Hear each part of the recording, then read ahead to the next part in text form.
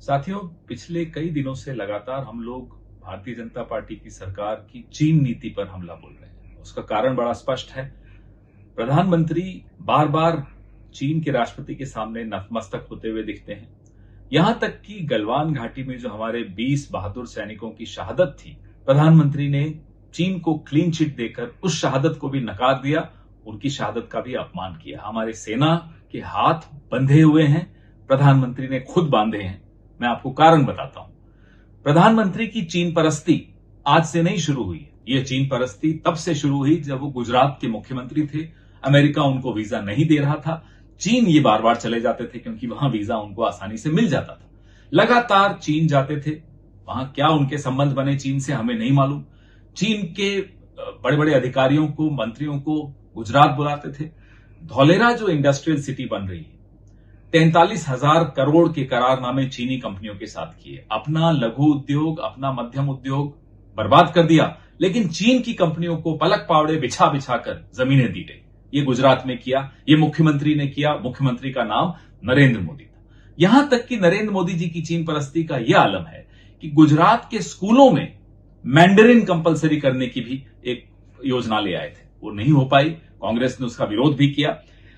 Bharatiya Janata party के नेता, 13 नेता चीन कम्युनिस्ट पार्टी के स्कूल, जिसको पार्टी स्कूल कहा जाता है, वहां पढ़ने गए। 2014 में गए। क्या पढ़ के आए हमें नहीं मालूम। क्यों इतनी करीबी, कितनी घनिष्ठता चीन के साथ, हमें नहीं मालूम। मैं आपको एक और बात बताना चाहता हूं। ये बार बार कांग्रेस के विषय में बात करते हैं। चीन को सबसे करारा जवाब राजीव गांधी की सरकार ने ऑपरेशन फैल्कन में 1986 में दिया, जब इसी तवांग सेक्टर में चीन ने कुछ शैतानी करने की कोशिश की। उस वक्त जनरल सुंदर जी थे। राजीव जी और जनरल सुंदर जी की अच्छी टीम थी। राजीव गांधी की सरकार ने फौज के हाथ नहीं बांधे हुए थे। ऑपरेशन फैल्कन हुआ। ऑपरेशन फैल्कन जब हुआ, चीन घबराहट के मारे नेगोशिएटिंग टेबल पर आया, फ्लैग मीट हुई, नहीं तो वो फ्लैग मीट भी नहीं होनी थी। फ्लैग मीट के बाद चीन पीछे हटा। पीछे हटने के बाद राजीव गांधी ने उस मौके का पूरा फायदा उठाकर अरुणाचल प्रदेश को एक राज्य घोषित किया। यह होता है राजनीतिक इच्छा शक्ति। आज की तरह नहीं, मुंह खोला तो क्लीन चिट दी, अन्यथा मुंह ही बंद रखा चीन पर। ये चीन से घबराहट प्रधानमंत्री की, इसके पीछे कोई राज है।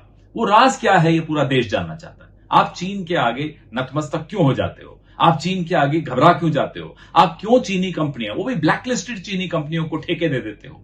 आपका क्या रिश्ता है चीन से?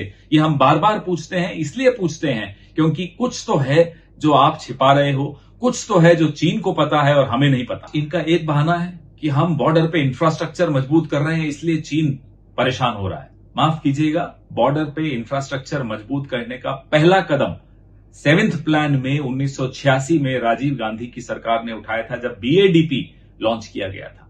तब से अब तक लगातार हर सरकार ने बॉर्डर इंफ्रास्ट्रक्चर को मजबूती दी है।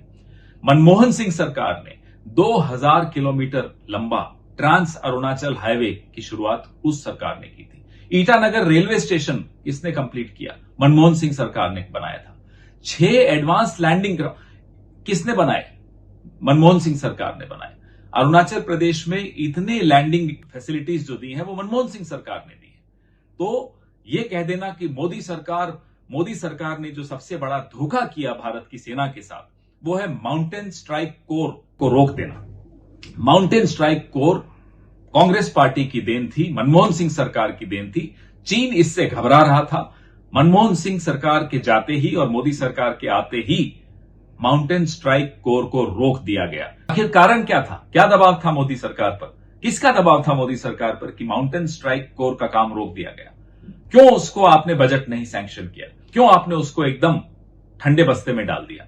क्या चीन का दबाव था? और अगर चीन का दबाव था, तो आखिर कारण क्या है कि चीन के आगे आप दब जाते हैं मोदी जी?